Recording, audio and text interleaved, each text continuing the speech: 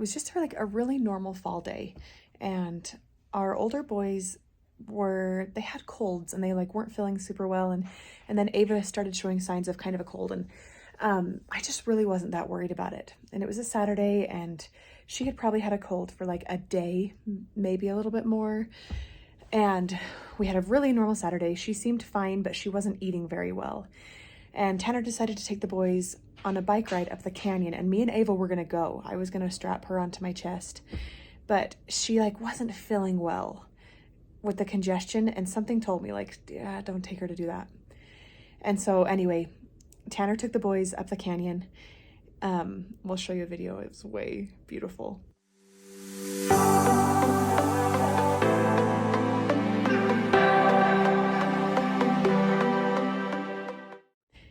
After that, me and Ava met them with pizza. And while I was driving in the car with her, I was feeling a tiny bit nervous because she was laboring to breathe a little bit. But I still felt like it'll be okay. She's fine. Like, she's okay. But she really wasn't eating well, so I was pretty engorged. And when we got to the canyon, I was telling Tanner, like, Ava's not feeling very good. Why don't you hold her while we eat pizza? And so he was holding her in the car, and she was just really tired. And so anyway, we got back from the canyon and I told him, like, I think we need to check her oxygen. So we have an outlet, and I decided, like, let's just like get the outlet out and test her and just see where her oxygen is.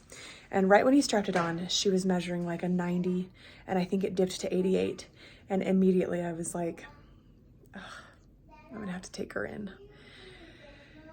Ugh. I think it's good to have Tanner join for this part of the video to tell the story and to tell about our experience. And so I think we'll go from there. We had just checked her oxygen and it was low. And I remember that we said to each other, like, we need to go to the hospital. And I know we need to go to the after hours doctor. And I think we called them at that point.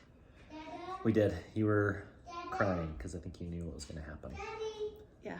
So yes, I started crying and I said to you, we're going to end up in the hospital. And you were like, it's okay. Just go get her checked out. Maybe everything's fine. And so at that point, did you think we were going to be in the hospital? Yeah. I remember looking over and her chest was pulling. I didn't know what that meant. That's one thing in all this, just to help other people know what to expect. But her chest was pulling, meaning when she breathed, you could see it really laboring. And I thought, okay, she's got something going on. Yeah. So we loaded her up and I was crying, and I remember you were like, do you want to pack a bag for the hospital? And I was like, no, no, I will not, because I wasn't going to let us go there. Anyway, I drove to an after hours clinic. It was like 9 p.m. Yeah, it was 8 p.m. at this point because they closed at 9. And when I got there, I was nervous the whole way because I felt like she's not breathing well. So I got her there, we walked upstairs, and right as I got into the waiting room, a spider, did I tell you this ever? No. Spider crawled out of my diaper bag. Oh my Not like a little one, like a big one.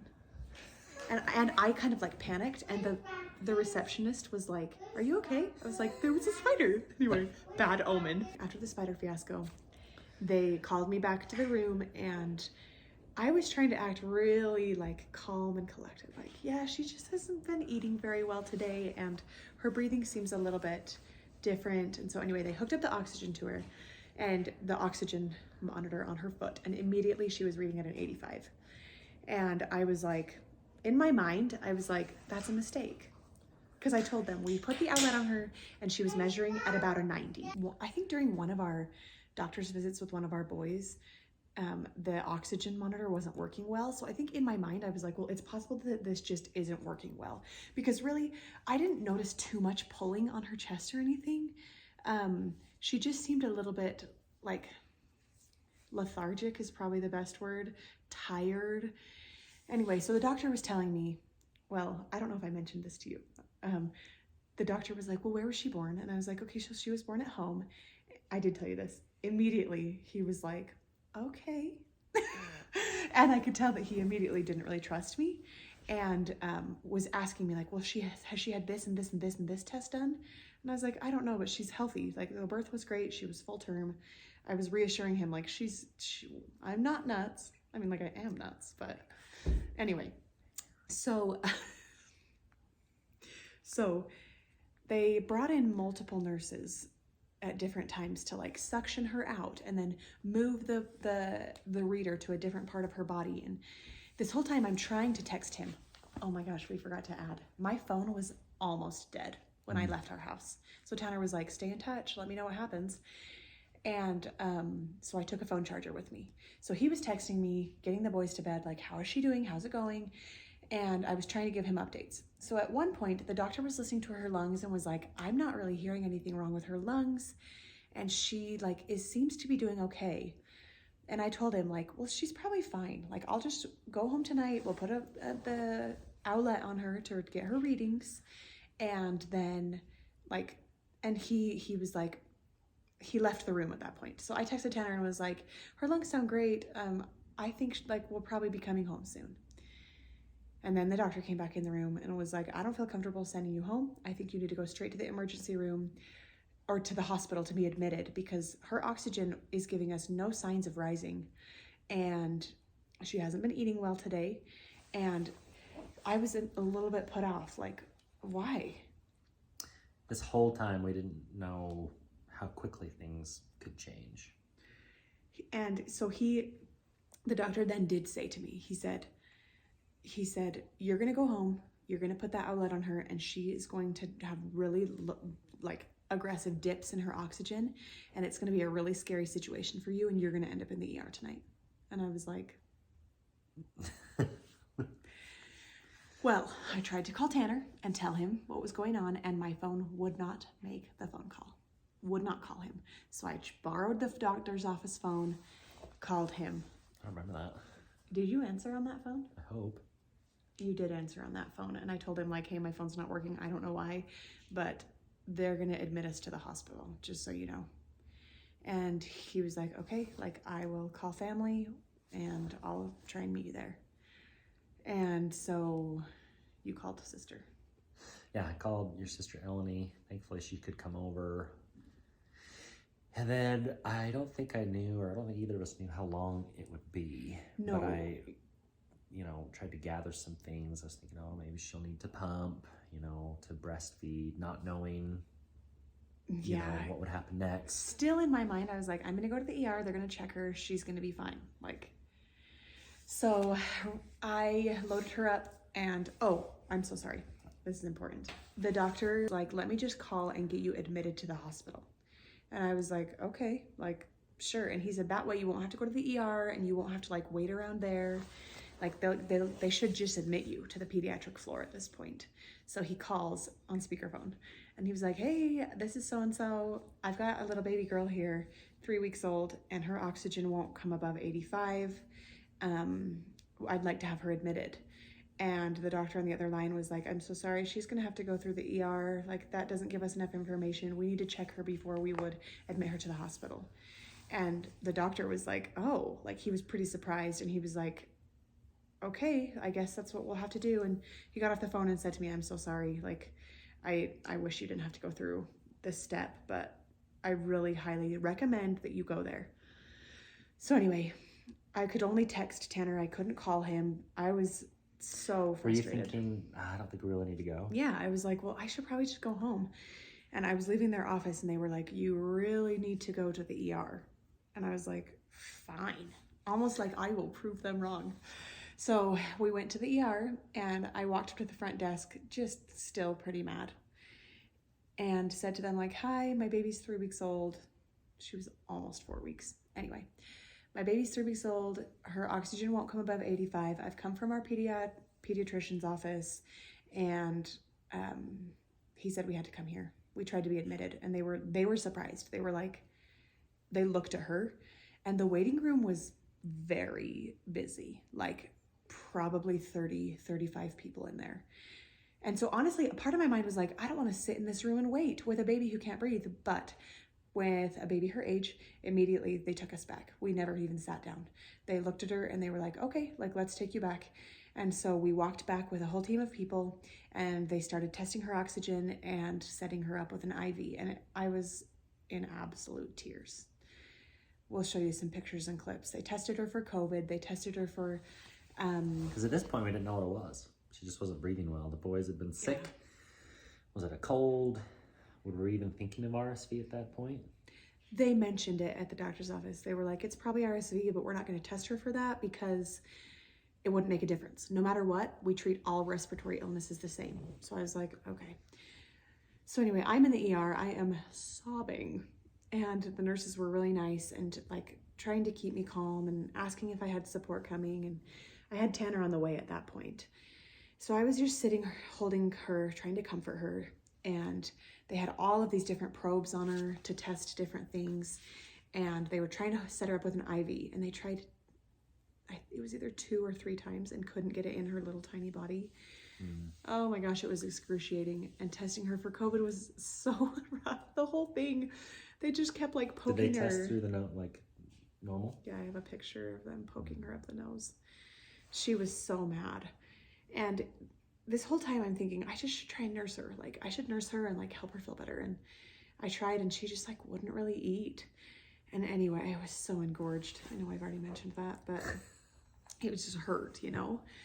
And so anyway, Tanner showed up at this point and I was crying and I asked you to give her a blessing, which you did. And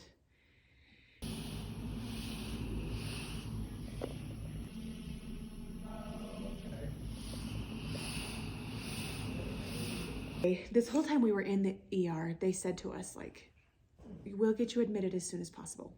I was in the ER from 9 until midnight. Probably midnight, yeah. Yeah, we were in a room there for almost 3 hours. And finally, they put me on a bed with her, and they hooked her up to oxygen as well. Just a nose cannula to try and give oxygen to her. And then they put her in my arms, and they wheeled us up to the pediatric floor. Yeah, do what you gotta do. No shame in shoulders. And when we got there, I'm thinking like, okay, like a day or 2 and we're going to be on our way. And, well, it was a big learning about the whole process. And like you said, they treat respiratory the same in babies when there's illnesses. But again, it was hard to really know what would happen next. Okay, so we have oxygen. Now what? And I remember asking a bunch of questions to the doctor, to the nurses, and some were helpful, some were not, because they're just like, well, you're here. This is where you need to be. It's like, well, what does that mean? What's going to happen next? Like, yeah. Is it going to be a day? Is it going to be longer? Yeah, and I was trying to be optimistic the whole time. Like, okay, so she's on oxygen. Now we'll just dwell with oxygen for a day or so and go home. And I honestly thought maybe we'd go home the next day. Like, I felt like she's okay. She's good. So we were there in the pediatric unit. She was hooked up to oxygen. I settled in for the night to sleep, and you stayed that night. So by the next morning, the doctor came in and was like, her numbers are still not looking great. Well, do you remember what happened in the night? No. So they tried different things. So they went from nose cannula. They tried a little tiny mask. I can't remember the name of it. Maybe a BiPAP just over her nose. Oh, okay. And they did that for a little while to see if her numbers would rise. Yeah. And I was thinking like, she's still good. But by that morning doctor visit, he came in and said, I think we need to seriously be talking about the pediatric ICU unit. And I was like, Como? We do not need to go there. Like, our baby's fine. And he was like, well, she's not fine. And we need to like really know that might be our next step. And I was like, okay, that's fine. Like, so he came back just a few minutes later and said, I've talked to the pediatric ICU doctor and we're going to transfer her there now. And I was like, this cannot be happening. Like, we were supposed to be going home. And I remember asking why. And the way they explained it is, look, she's fighting really hard to breathe. Like, she's going to get tired. And when she gets tired, that's the problem. I mean, right now she's doing well. She's breathing, doing well in terms of she's working hard. But willing to work. She's not feeding. They hadn't done the feeding tube at this point, right? I don't think so. No. But at some point, she's going to hit this cliff and give up. Yeah. And then that's when her oxygen really drops and when it gets scary. So it was like this balance of how to get her still fighting, but not too hard that she gets tired. And that was really hard to understand, but looking back, it makes more sense. Yeah, that it she does kept now. giving her more assistance with the nose cannula, with the mask. And then by moving to the ICU, they have more Options. abilities and more options to help her even further. Yeah, this was hard to understand in the moment. We were like, she seems fine and you're helping her. Like, why are you giving us to the more severe side of the hospital? When I hear ICU, I'm like, not us. Anyway, so they wheeled us. It was only 4 rooms down from where we were. You got it? Yeah.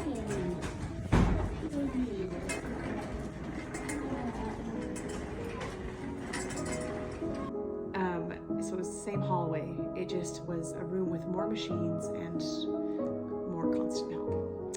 So we were there and they kept monitoring, and as we were there, pretty soon after that, they said, I think we need to intubate her. Yeah, I didn't really know what that meant other than breathing machine. Like, she's gonna stop.